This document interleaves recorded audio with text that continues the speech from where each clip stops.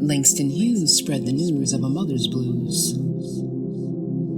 We believed it took a mother to nurture a son, a village to raise a child, a father for added guidance, protection, and smiles. All the while, Langston Hughes spread the news of a mother's blues. Because her life son ain't been no crystal stair. She's black. Or brown, with kinky hair coiled and tightly wrapped like perseverance's grip in choking out despair. My climb, my ascent on life's staircase, meant to inspire nerve and serve as fodder for your intended greatness. Through the darkness, and life for me ain't been no crystal stair, breaking generational curses with candid conversations. Yeah, talk is cheap and life is hard. But we kin folks, kin folks, kin folks, kin folks, kin folks, kin folks.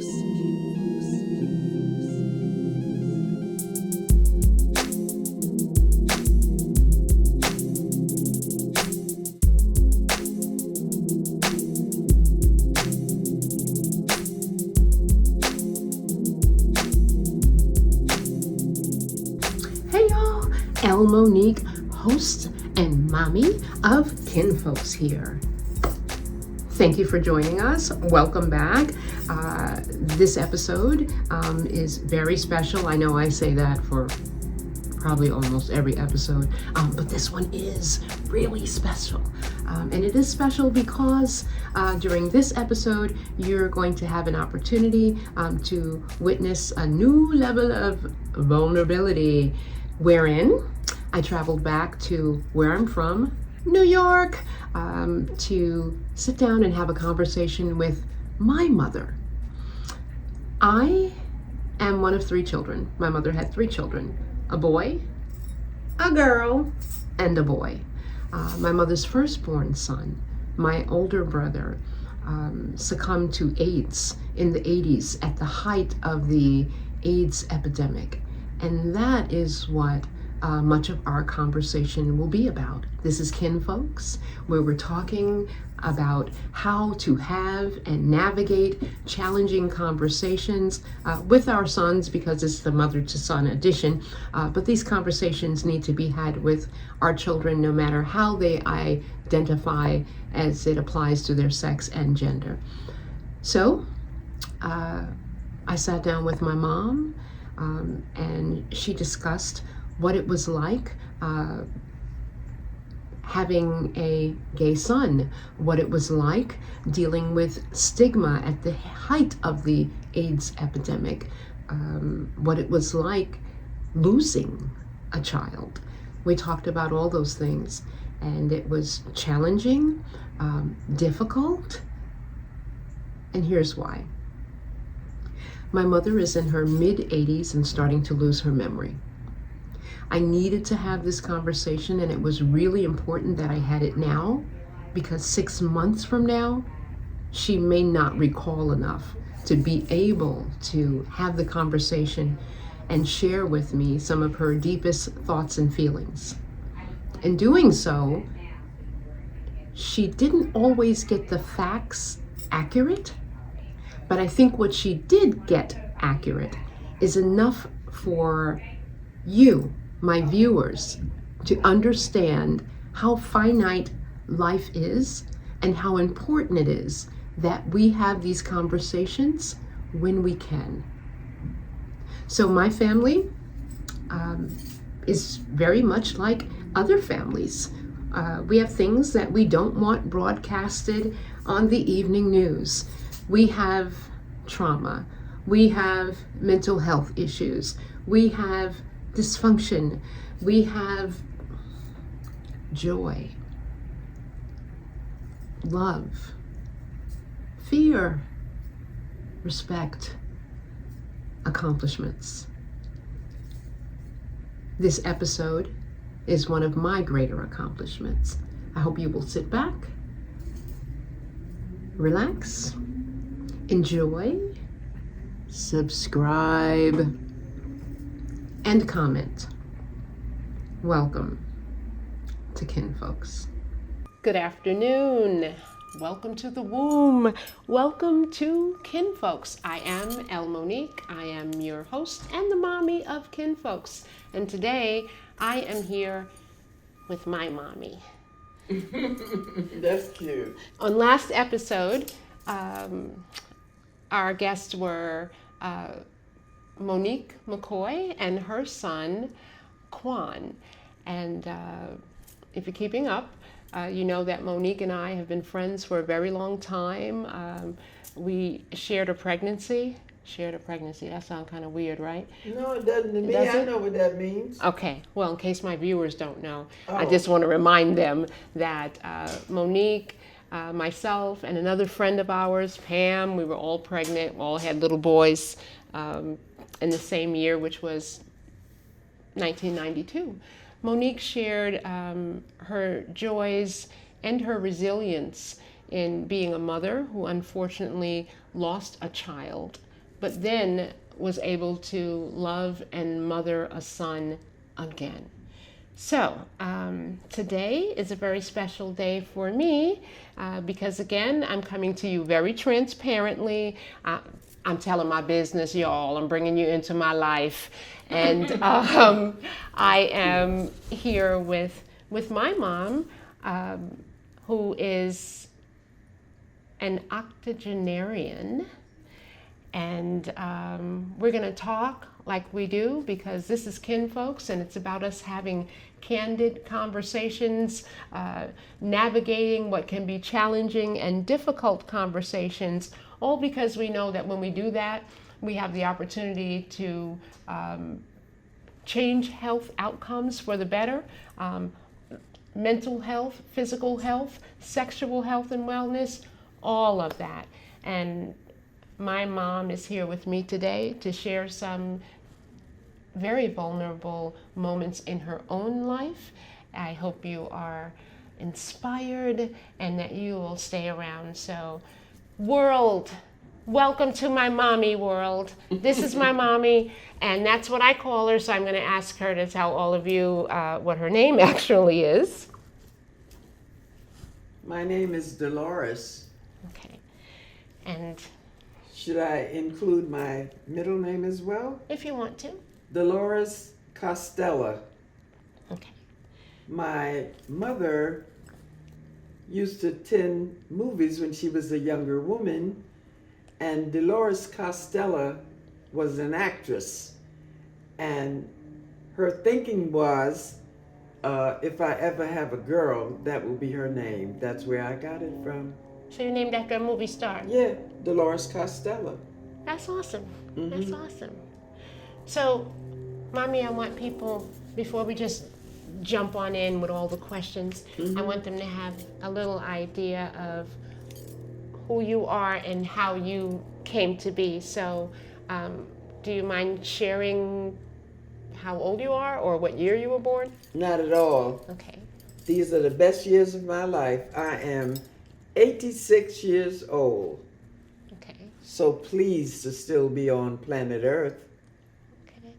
So, 86 years old. And how many times have you been a mother? 3. 3 times. I'm the middle child, y'all. And the only girl. And the only girl. So let's just talk. Who are your children? When were they born? No, don't tell them when I was born. They'll need to know how old I am, Mommy. Okay, but wait, I want to share this with you. You know, I'm not sure of my oldest son, who is deceased now. I'm not sure. I know his birthday. I think I do. I'd like to share this with you as well. It's not a hard and fast rule, but I get this from my friends that are seniors as well. You know, I don't know, at times the brain does what it wants to do. By that, I mean things that you normally would remember when you were a young adult escape you now. I'm not exactly sure of the year he was born. I know. I can help. And the month? February. I believe it was the 15th, or I'm not sure of that. But I will tell you this. I mean no disrespect by sharing this. Uh, he was a piece of work in a way. I knew he loved me, but he wasn't the greatest child in terms of discipline and other things. And one thing that I admire about his siblings that are still alive, my daughter, the middle child, and my son, who is the youngest. At times, he wasn't always that nice to either one of them, but you know what they do today? They will call me on his birthday and say, Mama, do you know what today is? And I think that's beautiful, especially with some of the poor memories that they have of him.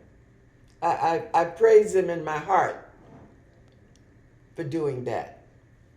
It lets me know, which I had no doubt about, what kind of people they are.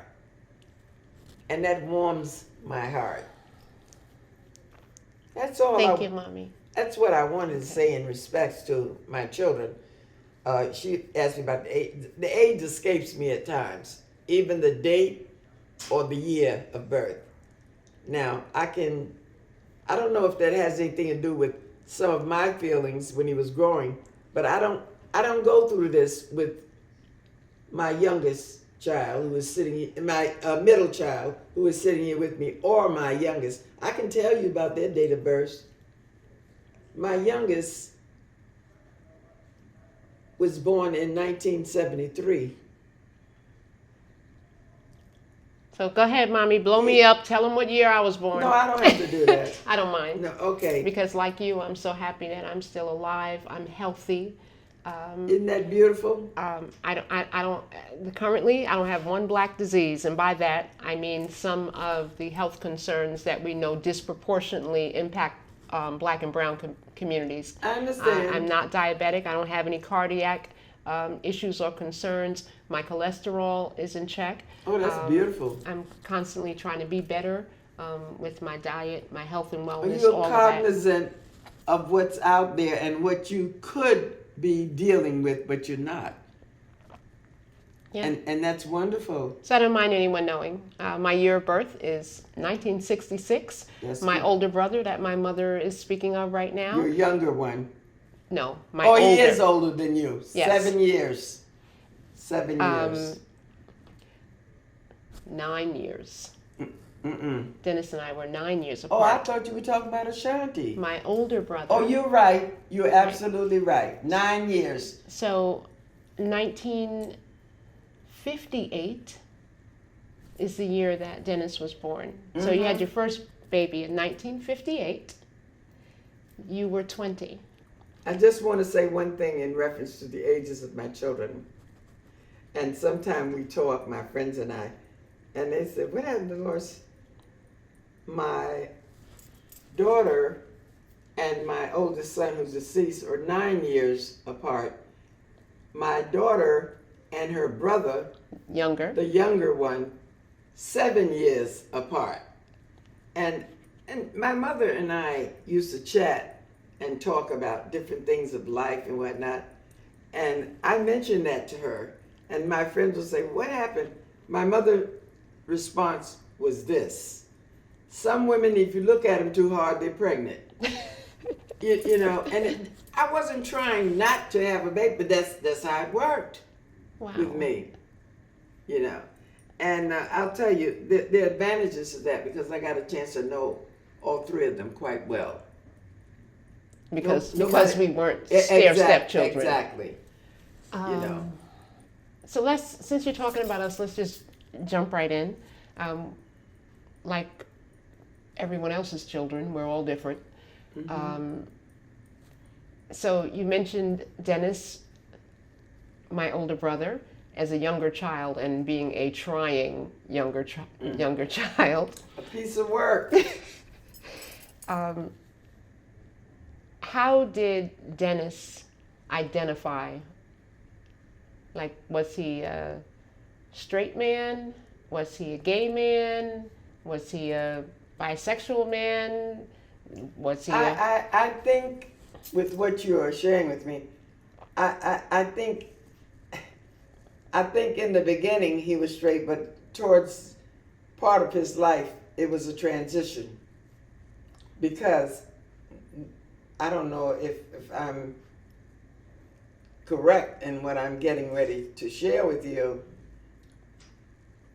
Before he passed, he was dating a guy who was a physician, who was very helpful to me, because when he got to the point where I could see he was starting to fade, his lover would come to the hospital, and because he was a doctor, and talk to the clinicians and that kind of thing, and make sure he was getting what he needed and comfortable. And I respected and I loved him for it.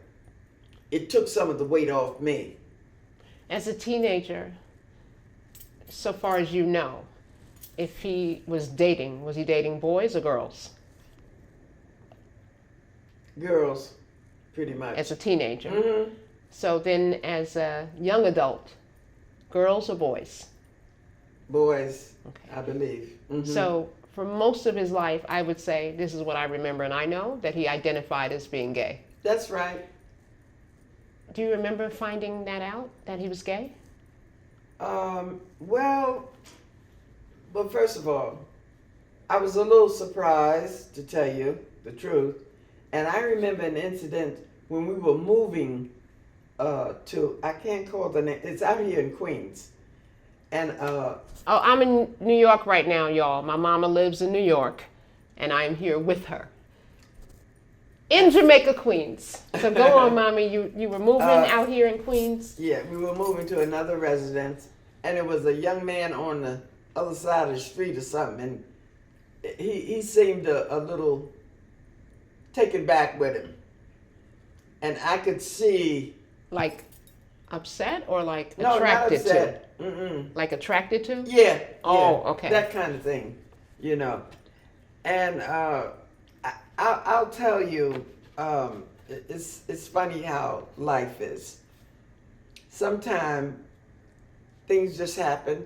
We don't always mimic other people, but sometimes a transition will come up in a conversation or whatever. You will, and it's not because of my own children, what their sexuality ended up being. It has nothing to do with that. It has to do with me. You see, I don't judge. And regardless, they were my children. I loved them, whatever they chose to do. You understand? That will never change. I bore them in the world. And who am I to determine what you do or how you do it? I mean, it might not be my choice, but it's theirs. And I'm not going to turn my back and look away from them because of that. And I want to tell you something else. In today's world, when I was growing, I knew certain people that what we call gay today, but it was hush hush. That's how it was. I mean, when I say we knew it, I'm talking about as they grew and we grew as teenagers. Their family and friends. Yeah, we knew who was and who wasn't and all that kind of stuff, okay? I'm not a judgmental person anyway. However, it's very different today. It's out in the open. So back then, it wasn't. When Dennis was coming out, when your eldest firstborn child was coming out, considering when this is about 70s? I guess maybe. Oh, when is his birthday? Well, maybe 80s? Because he was born in 1958. Oh, okay. So in 68, he would have been 10. In 78, he would have been 20. Oh yeah. So by 20, you knew who he was. Oh yes, I did. I So truly did. at that point in time, when things were different than they are right now, you were learning that you have a gay son. I didn't beat up on him because of his sexuality. How'd you know, though? Did he tell you, or did you just... No, you know, nobody knows your children the way you do. Even their mates don't know them the way you do.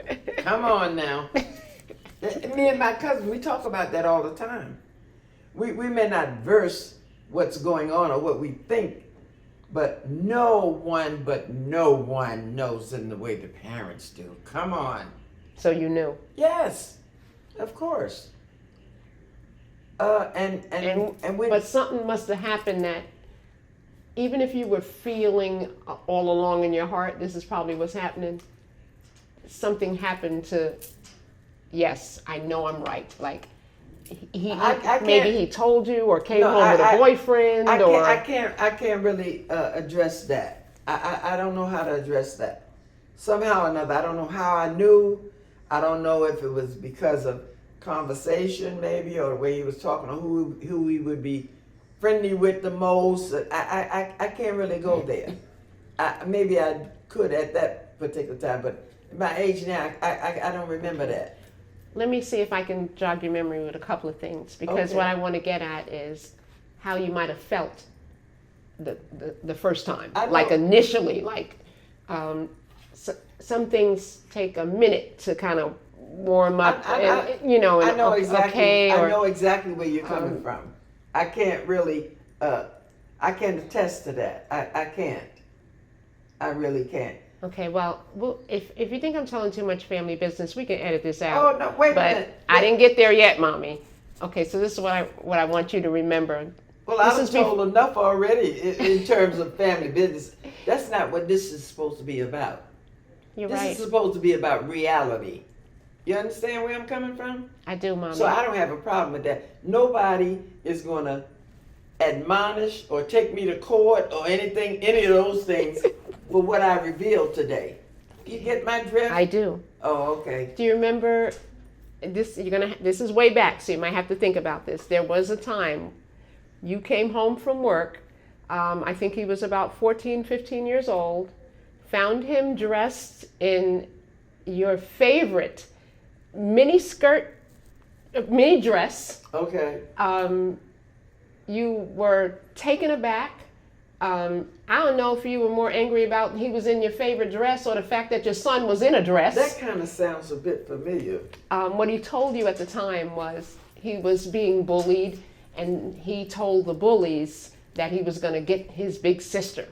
So he went home, put on your dress, and he was going to pretend to be his big sister. Lord and Savior. But you didn't believe it. You got an excellent memory. You didn't believe it.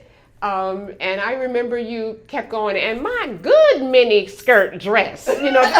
Oh, that's so funny. that was that is so funny. This is like probably early 70s. You still had an afro, big afro with the widow's peak, and you were foxy mama, mommy. May I address the afro?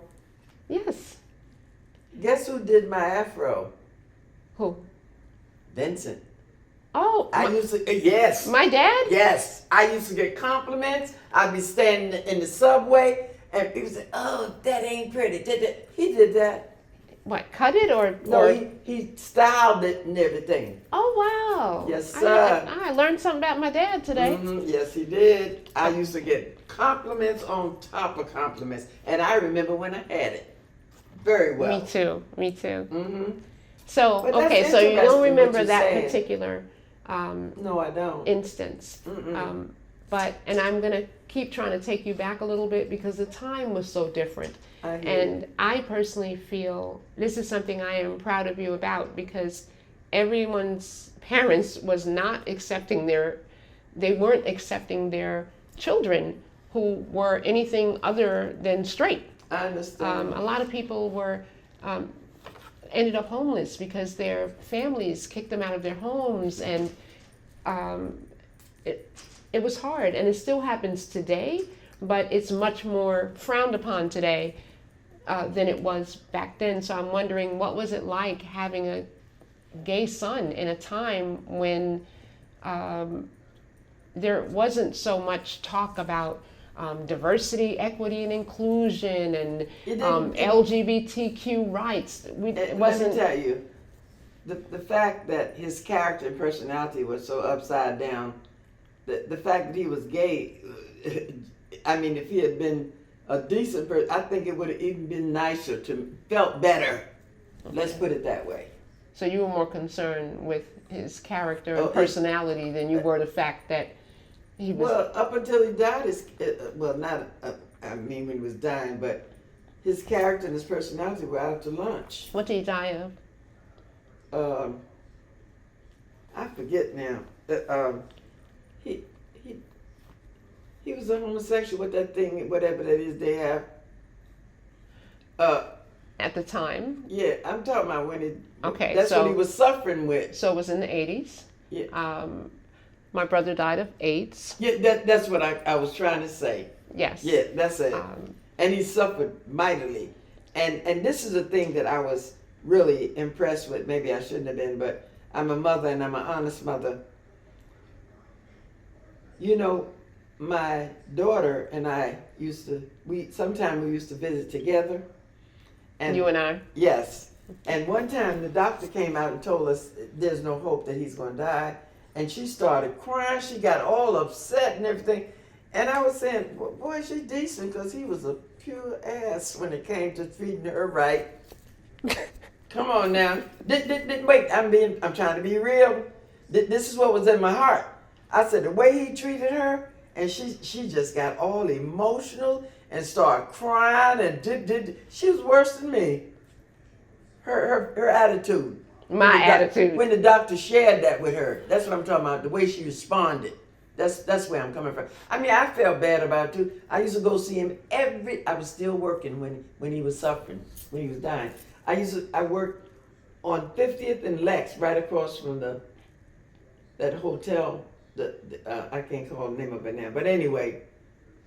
The Waldorf? Hello. Okay, 50th and Lexington Yeah, Avenue. that's it. I used to visit in Manhattan. Every day after work. I used to get on that bus and travel to the hospital where he was. And it was a lot, I remember. Oh yeah. Work all day. The hospital my brother passed away in was also a hospital that he worked in. Yes, Mount Sinai Hospital. That's it. And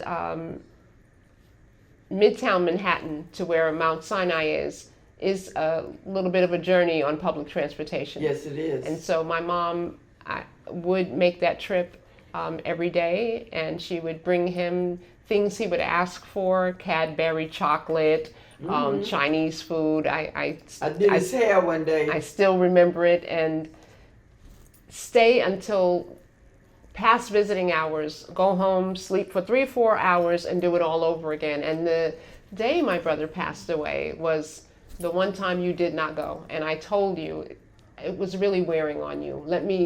I will go that day, not to worry. I was at home when they called me and told me, I called you to let you know what had happened. And you said, oh, Mama, don't worry, we coming. Y'all were there in a flash. It was almost like you had come on an airplane. You said, Mama, we're going to be right over. And you did.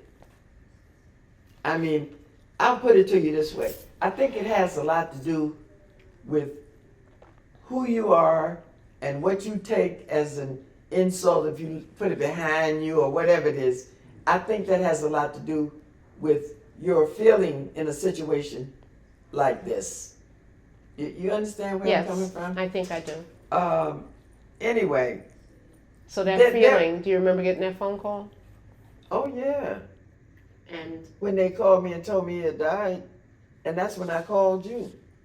Well, if you could remember, Mommy, what do you think was the first thing that went through your mind or that you felt hearing? Oh, it had to be a stranger, right? Oh, I couldn't handle it too well. Even though I knew what kind of person he was and everything. It's nothing like losing a child. I hope it never happens to you. It's an awful thing. I've heard other people say the same thing. I mean, I've heard people that were in positions like they say, you know, I'm not talking about just an average person. Them too, but I've heard this quite a lot, especially since I've been a victim of that myself. You know, it just seems so unnatural. Number one, the unnatural part is this is something that I bore in the world, and a lot younger a lot of times than me. Do you remember how old he was when he passed? In his 20s. I know that much. 29. Oh, yeah, that's right. Wait, I say that. It's funny you should say that because I couldn't tell you a few minutes ago, but when me and my friends talking, that's what I said. My son was 20. And they said, what, Delores? I said, mm-hmm. I remember then I hesitated, but I couldn't wrap my brain around it. It just seemed so unnatural. And I remember the times that I would go to see him. He was this big. His legs were so small and, ooh, I could see him deteriorating. His body, he had lost an awful lot of weight. And I remember a few times I would go and he might be hurting some. I remember him crying. I remember a nurse came in, she was so mean and unprofessional. He would try to be talking to me, I don't know where they got her from, but she wasn't kind at all.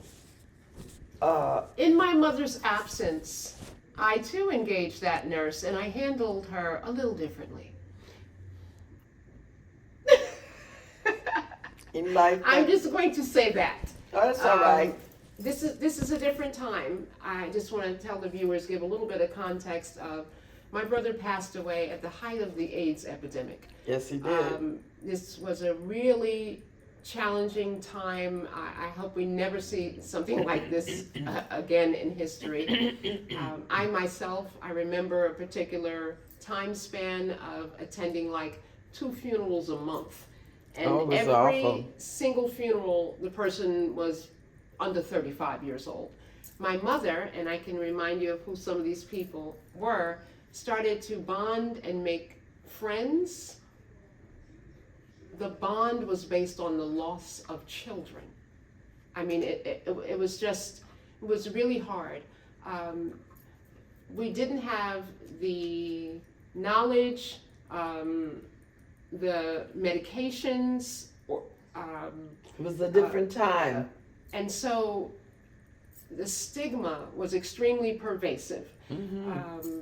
There was no HIV, and then you take your medication, become undetectable. You went straight from HIV to full-blown AIDS the moment someone was tested.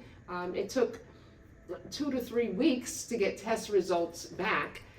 So there was a lot of anxiety, in between, in the middle. And for those who were now living with AIDS in their bodies, the stigma was so bad that even the medical community did things. Some of it might have been knowingly and out of fear. Some of it might have been unknowingly. That was stigmatizing. So my brother passed away. There was a ward just for patients who had AIDS. That's right. Everyone had a big red sign on their door. It literally was the scarlet letter. So when you passed by rooms, you knew that the patient in that room was suffering with from AIDS. Yes. And some of the people, like this nurse you're talking about. She was awful. And I think it's probably the same one. I hated her. Lady, not very tall. I know. Wasn't nice at all. I used to look and I said, where in the world did they get her from? She is not the person that should be here looking in or helping these folk that are suffering. She wasn't. She was awful. And I hope with some awareness and some education that she's better now. My experience with her is that as my brother's health was deteriorating, when I would visit, which was pretty often, I would do whatever I could do to make him comfortable. And this day I was feeding him. He was physically weak, but he could hear, and he was having a lucid moment. So it's not like he didn't know what was going on around him. Towards the end, lucid moments would come and go. I understand. At this time, no, he knew who he was. He knew who I was. He was just weak, and I was feeding him, and the nurse walked in and realized that I was feeding him, and I wasn't wearing gloves. I didn't have on a whole gown. I understand. All of that. I mean, everybody looked like they were in hazmat suits back then. And she screamed, "Oh, you don't have on any that what today we call PPE. And she could have bought it to you. She could have, but what she said next is what was so just hurtful and disrespectful. She was awful. It's just, well, it wouldn't be me, because I want to have babies one day, and I'm not going to be. Oh, I know that made you angry. And, and he could hear her. And so I think I said something to her. I'm not saying it was right, y'all. I'm just saying this was my brother who was dying, and this was a health care provider who was not just being insensitive, but mean-spirited. My family and I were going through so much of caring for him, wading through stigma, calling everyone we know to see if we could get access to AZT and just all types of things. So I kind of let her know that she probably didn't have any worries about ever having any babies. You don't have to worry. Nobody's gonna, look at you. You safe. I hear where you're coming from. Y'all feel me? So I let her know that and continue to feed my brother. I know a lot more now, and as you all know, I am deeply ensconced in the world of HIV intervention and prevention.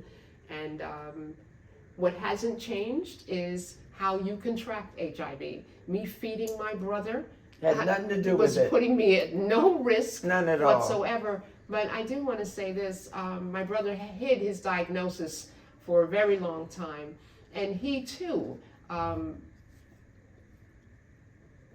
caught up in the stigma and the shaming that comes along with it. And there were things that occurred between us that I didn't understand at the time, wherein I now know that he was afraid and was trying to protect me.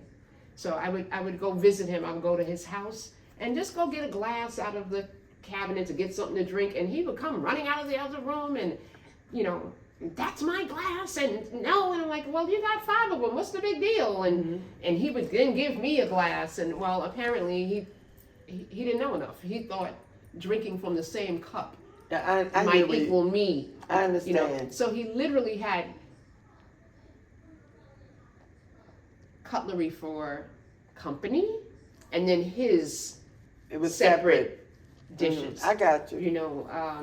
There was a day where I tried to snatch his hat off his head. I hadn't seen him in a while, but I could see his hair poking out, and I could tell it looked soft and fluffy. And how he responded to me was a bit aggressive. And now, today, I know that he probably had lesions on his scalp. I know where didn't want me to touch that. Didn't want me to see that. He wasn't even. He was a little boy then, but he had. I forgot what we used to call them things, and I had to take him out of school. That's how he ended up in Virginia with Aunt Mildred taking care of him. I was still working at the Navy Yard, what they called the shipyard in Virginia, and every time I would sit down, I hadn't been too long, had him. My private parts were still sore from having the baby. It was so painful. You went back to work that fast? Hello, wait a minute now. Oh. And me and her were chatting, and she said, "Bring him to me." And as rude and out of step she could be, I never forgot her for helping me with him. Your aunt? Yeah, Rosaline. Well, my aunt. Yeah, Rosaline said Jimmy was in the service at the time. I don't know if they was, maybe he wasn't, but she was married to him. And on Aunt Mildred worked at Patrick Henry. That's a military facility. And she said on weekends, especially when Aunt Mildred had to work, she would take care of Dennis. She remembered Dennis well. Dennis and her son were around the same age. I sent her my maternity clothes. And Aunt Mildred said she was just so happy. She still remembers this. So this aunt my mother's talking about, they don't know these people, Mommy. Oh, okay. This is all family. We kinfolk, y'all. My mother's sister. Yes. Raised my older brother. I mean, for a good portion of his life. Yes, she did. Okay, so I think I'm understanding. I just want to say it back. So you had to go to work so soon after having your baby. Yeah, I did. You weren't completely healed. The whole thing was taking such a toll on you that your aunt offered to care for your child? You were living in New York. I was married, but the first husband, he was a joke. Come on now. And this is just a point of explanation, not a brag. I always wanted to work and take care of my children. Even when there was no partner involved. It might have been in the very beginning. And his father was a piece of work. Okay? And I'll never forget working at the Navy Yard here in New York. And that's when I said, I hadn't been long had my baby. Long enough maybe to heal, but when I would sit down real easy. It still hurt in my private. Wow. And that's when I told my aunt, and she said, bring him home. He had, at one point, he was a good, decent child. Ringworm. Yeah, wait. That's what it was. Oh, it was. I know what you're talking about. Let me tell you, that this elementary school he was going to, they didn't want him there because of it. Yeah, I believe it's contagious. I don't know. It is. But wait, and so it was Christmas.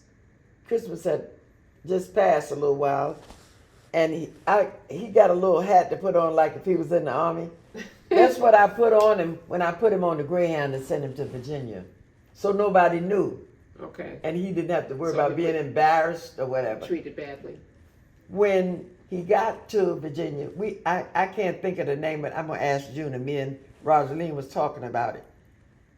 She said when she was growing up, the doctor used to come to the house, but the doctor was white. This was a black doctor that grandma, our family had. He used to come to our house to take care of us. Grandma said, you ain't got to worry about this. Doctor gave him a needle and stuff is running out. That's awesome. Took it right out of his system. I can't call the doctor's name now, but he was our family doctor. Wow. So when he came to Virginia, Grandma, Aunt Mildred was the one that took care of him, but Grandma took care of him, made arrangements for him physically. Okay. And it healed him up. That's awesome. Mm-hmm. And I personally think, I don't know this for a fact, I'm not a psychiatrist, but after you live and experience things and see and hear things, you kind of make your own assessment. Doesn't have to be correct, but I believe that Rosaline asked me certain things about her husband, who was my first cousin, to this day. Did he go to church with you? I said, look, I believe that he wasn't treated. Rosaline had a child that was gay too. She done lost both her children and her husband in 1 year.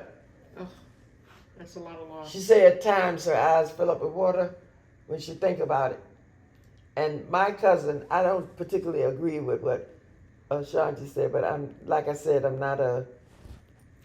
a professional or whatever. But we all have our special thinking and whatnot. I was telling him how my cousin treated her in did I do something wrong? You're fine. Oh, in terms of how he used to.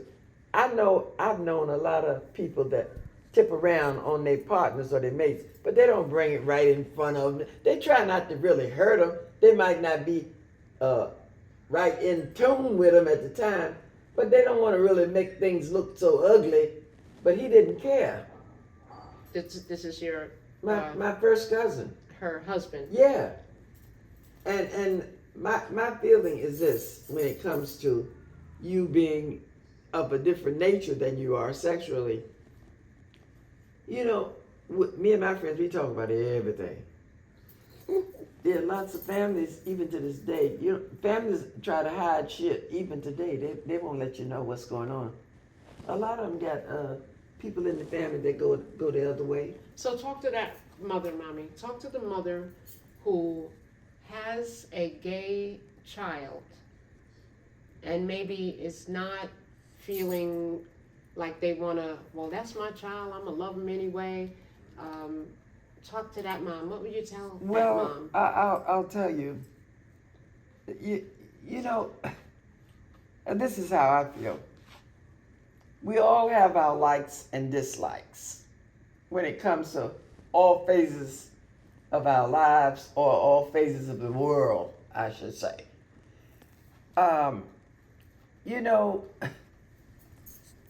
I try very hard, and I think I'm pretty good at it. I'm not judgmental. A, you, I know this is not the point that my daughter is asking me to relate to right now, but I want to give you an example of that. I know, because my mother and I, before she passed, we used to talk about how we grew up and different things, and sort of like what my daughter and I are sharing today. And there are some awful things that went on when I was growing back in the 40s and 50s, but with what's going on today, it doesn't compare. It's worse. People were doing crazy stuff like they were doing, but not to the degree that we see it today or we hear about it today. My cousin's wife, who I'm very close to, well, she blames everything on drugs. Come on now, you got to be more, you got to be more intelligent than that. I'm talking about all the crimes that were committed and blah blah, and the stabbing and the shooting. A lot of people use drugs that you don't even know use drugs. Come on now, give me a break. A lot of people use drugs because they like the feeling. You understand where I'm coming from? I got you. They don't have a mean streak in their body or a devilish streak in their body to commit a heinous crime.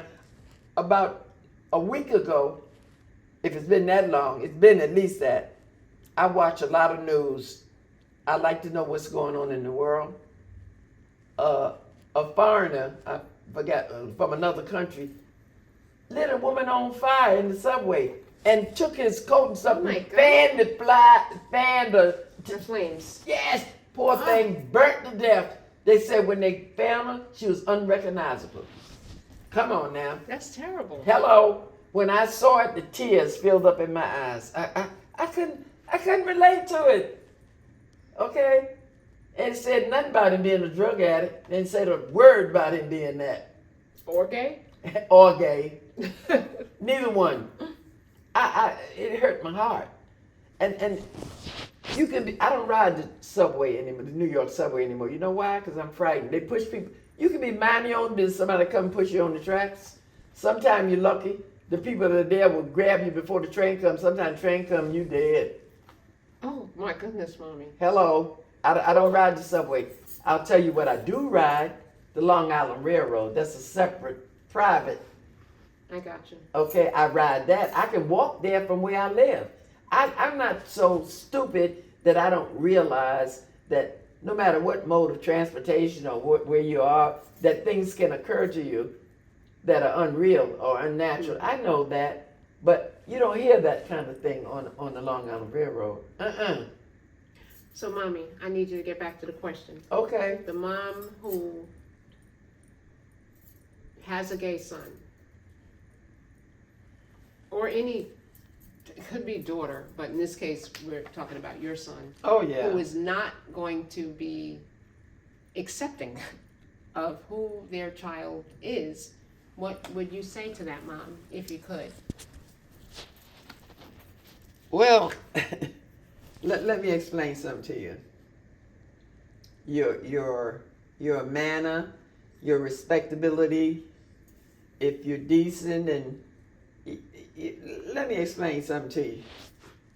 You don't really know what it feels like, because I mean most parents that have children that have accepted a different way sexuality, they usually straight. The parents. Yes. Yes, that's true. So, I mean, I don't know. I think it's a personal thing. That's what I think. So you wouldn't have any advice for them?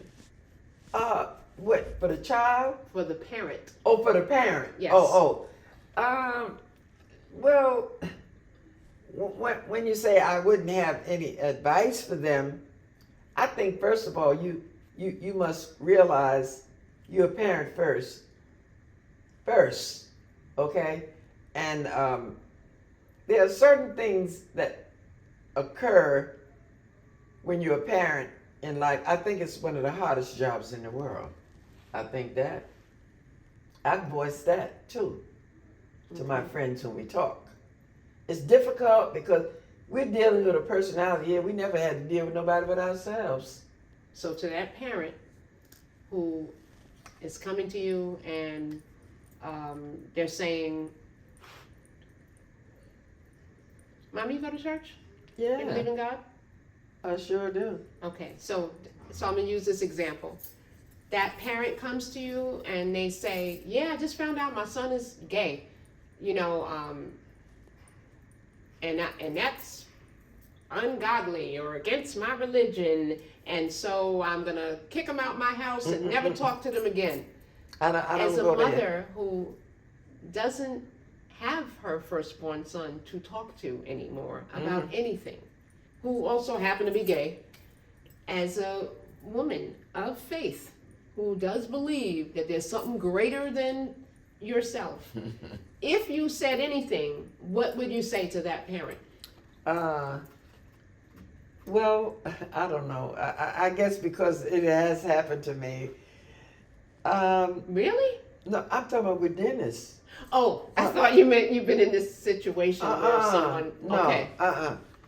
Okay. First of all, you asked me about the church and all, and I said yes, I do go to church. You'd be surprised where and how people are different. I don't use my what do you call that? When you go to church and all. Religion? Yeah, that's the word. Oh boy, thank you, Jesus. I don't use my religion as a criteria because you know something. A lot of time it's in church. Come on now. What's in church, Mommy? Sexuality. It's in church. When I know this for a fact. I've been going since I was a little girl. That's one of the good things that I learned from my grandmother. Let me explain something to you. How you gonna dislike a person because they want to go the opposite direction of who you are and what you believe in? Yeah, Right. I can't relate to that. You know what that reminds me of? Is that what you would tell that parent? Yeah, wait. I you? think I would. You know why? I'm gonna tell you something. Especially they don't have to be clapping and jumping all over down. Especially if they were church goers. Especially. Okay. How this is my thing about church. How can you judge me? How can you claim to love God that you've never seen, and questionable about your family, your friends that you see all the time? Don't work. Does not work. Come on now. If for some reason, many times on Kinfolk, what we're talking about is difficult conversations, and many of those conversations have to do with how we talk to our children about body autonomy, sexual health and wellness, what we taught them with the body autonomy. It could be having privacy with your body, being allowed to not allow someone to touch you, those types of things. Well, I think birth control. I think when you find out, I'm sorry to cut you off, but when you find out that your child wants to go another direction, I think it's up to you. When you mentioned something that made something go off in my head, if you know that instead of being straight, they choose to go the other way, tell them how to take care of themselves, how to take care of the body, what to do and not to do, okay? And if you feel something a little strange, go to a clinician. Find out what's going on. That's where I'm coming from. I think you should try to protect the child more than get it all. Did you have those types of talks with Dennis about protecting himself? But I believe I did. That's why I was so shocked when I found out what was going on with him. It turned me around. Is there anything when you think about being a parent that you told him that you wish you hadn't? Like if you could take it back, like I told him this or taught him that lesson, if I could do it over again, I wouldn't. No, I don't think so. You felt good about? Yes, I did. I don't think awesome, so at all. Is there anything you wished you had told him? Well, I there's something that's beating in the back of my brain that I don't know if I need to bring that up, but yeah, there's well, well, I don't know. I don't know if this conversation, if it envelops what I'm thinking right now. It could be like a couple shows back, I asked my guests to finish a phrase. I'm going to ask you the same one, and I know you'll be able to do it. What goes on in this house? What's the rest? It stays here. Right. Wait. So, wait. Mommy, I'm just gonna say this one thing and let you finish. When I talk to people, my friends, I don't share everything with all of my friends. There's certain friends that, we get deep. And they'll say, oh, Delores, don't tell them about it. I said, look, the nature of what you share with me lets me know if I need to flap my gums. I gotcha. That's what I tell them. So they don't have to worry that you're going to keep their confidence. No. So back to what goes on in this house stays in this house. Whatever room I'm in, that's where it dies. That's what I tell them. We talked about that, and what we talked about is that